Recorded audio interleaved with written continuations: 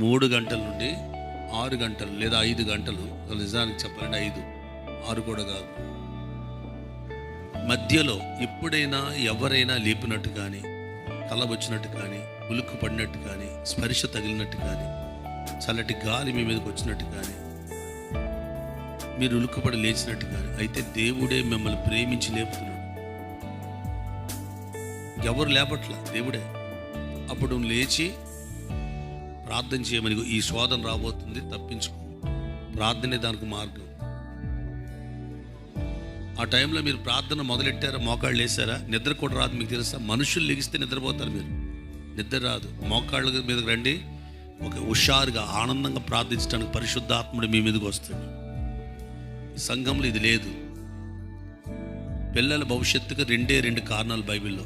నీ భవిష్యత్తుకైనా, నీ వంశపారపర్యంగా వచ్చే శాపం బ్రేక్ అయిపోవాలి. మా నాన్నగారి దగ్గర బ్రేక్ అయిపోయింది అది. మా వంశపారపర్యంగా వచ్చే శాపం మా నాన్నగారి దగ్గర, మా నాన్నగారి ప్రభువు దొరకడం వల్ల అది బ్రేక్ అయిపోయింది. దీర్ఘకాలపు వ్యాధి పరిస్థితి మా అమ్మ దగ్గర బ్రేక్ అయిపోయింది. పిల్లల యొక్క జీవితంలో వచ్చే శాపం నా దగ్గరకు వచ్చిన బ్రేక్ అయిపోయింది. అలాంటి అపొస్తలుల కింగ్ స్టెప్పులు మీరు ఉన్నారు.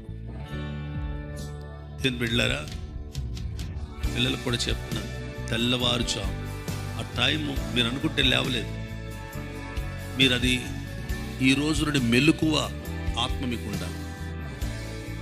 ఎర్లీ మార్నింగ్ ప్రేయర్ ఎంతో బలమైంది, ఎంతో శక్తివంతమైంది.